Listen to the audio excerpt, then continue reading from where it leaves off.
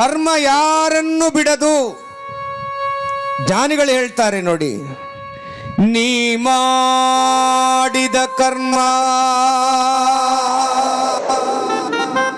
ನಿನ್ನ ಬೆನ್ನ ಹಿಂದೆಯೇ ಇದೆ ಎಂಬುದ ಮರೆಯಬೇಡವೋ ಮಾನವ. ಕ್ಷಣಕಾಲದ ಸುಖದಗಾಗಿ ಸಂಬಂಧಗಳ ಕೊಲ್ಲಬೇಡ.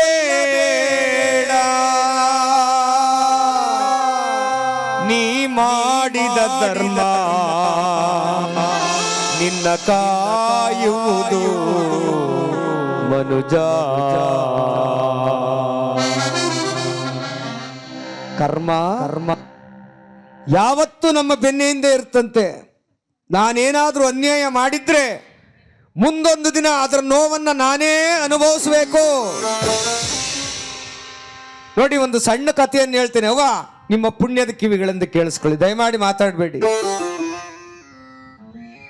ಒಬ್ಬ ತಾಯಿ ತಂದೆ ವಯಸ್ಸಾದಂಥವರು ದುಡಿದು ಒಬ್ಬ ಮಗನನ್ನ ಚೆನ್ನಾಗಿ ಸಾಕಿದ್ರು. ನಾನು ಹೇಳ್ತಾ ಇರ್ತಕ್ಕಂಥ ಕತೆ ಕಲ್ಪನೆ ಅಲ್ಲ, ನಿಜವಾಗಿ ನಡೆದಿರ್ತಕ್ಕಂಥದ್ದು.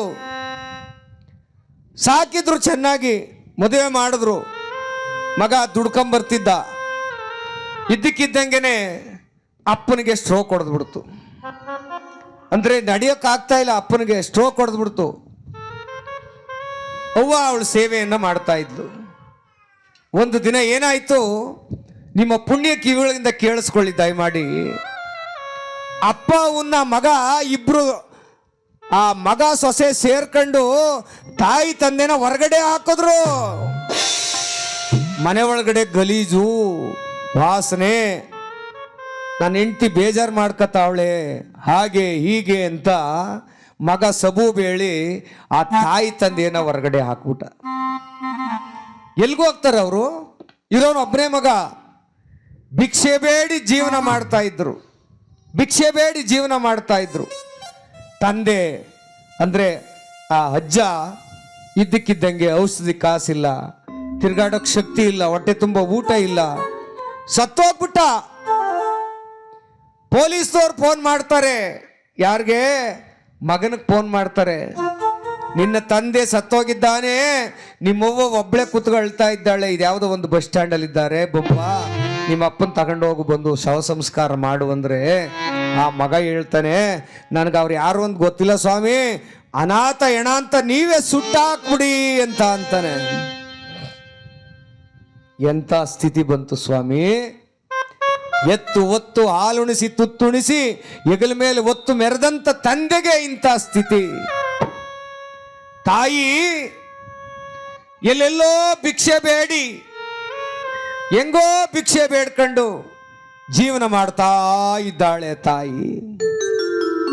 ನೋಡಿ ಎಂತ ವಿಚಿತ್ರ ಅಂದ್ರೆ, ಮಗ ಕುಡಿದು ಕುಡಿದು ಕುಡಿದು ಕುಡಿದು ಕುಡಿದು ಇವನಿಗೇನಾಗೋಯ್ತು, 2 ಕಿಡ್ನಿನೂ ಫೇಲ್ ಆಗೋದು ಮಗನಿಗೆ. ಎದ್ದು ನಡೆಯೋಕ್ಕಾಗ್ತಾ ಇಲ್ಲ, ಮಲಮೂತ್ರವೆಲ್ಲ ಒಂದೇ ತಾವು ಮಾಡ್ಕೊಳಕ್ ಶುರು ಮಾಡ್ದ. ಹೆಂಡತಿ ನೋಡುಗಂಟ ನೋಡಿದ್ಲು, ಇವನ್ ಜೀವನ ಜೊತೆ ಸರೋಗುದಿಲ್ಲ ಅಂತೇಳಿ ಏನ್ ಮಾಡಿದ್ಲು, ಇವನ್ನ ಬಿಟ್ಲು, ಇನ್ನೊಬ್ಬನ ಜೊತೆ ಪರಾರಿಯಾಗಿ ಹೋದ್ಲು ಅವಳು. ಆಗ ಯಾರೋ ಪುಣ್ಯಾತ್ಮರು,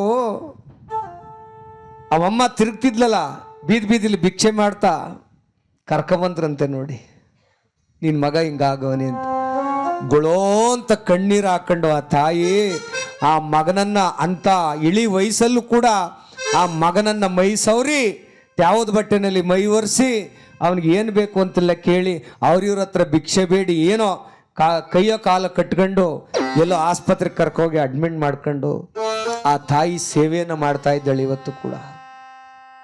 ಅದಕ್ಕೆ ನಾನು ಮೊದಲೇ ಹೇಳಿದೆ, ನಾ ಮಾಡಿದ ಕರ್ಮ ಅಥವಾ ನೀ ಮಾಡಿದ ಕರ್ಮ ನಿನ್ನ ಬೆನ್ನ ಬಿಡದು. ಯಾವತ್ತಿದ್ರು ಒಂದಲ್ಲ ಒಂದು ದಿನ ಅದು ನಮ್ಮನ್ನ ತಟ್ಟುತ್ತೆ. ಇವತ್ತು ದುರಂಕಾರ ಇದೆ, ನನಗೆ ಹಣದ ಅಹಂಭಾವ ಇದೆ ಅಂತೇಳಿ ಮೆರೆಯೋದು ಬೇಡ. ಸತ್ತಾಗ ಉರಿಯೋದು ಇದ್ದೇ ಇದೆ. ಚಿತೆ ಮೇಲೆ ನಿಂತ್ಕೊಂಡು ನೋಡಿ ಆ ಶರೀರ ಹೆಂಗ್ ಉರಿತದೆ ಅಂತ ನಿಮಗೆ ಗೊತ್ತಾಗುತ್ತೆ. ಮುಂದೊಂದಿನ ನಾವು ಅದೇ ಸ್ಥಿತಿಲಿ ಇರ್ತೀವಲ್ವವ್ವ. ಅದಕ್ಕೆ ಆ ತಾಯಿ ತಂದೆಯರ ಸೇವೆಯನ್ನ ಮಾಡಿ ನಾವೆಲ್ಲ ಅನುಗಾಲ ಅನವರತ ಅವರ ಪ್ರೀತಿಗೆ ಪಾತ್ರರಾಗಬೇಕು.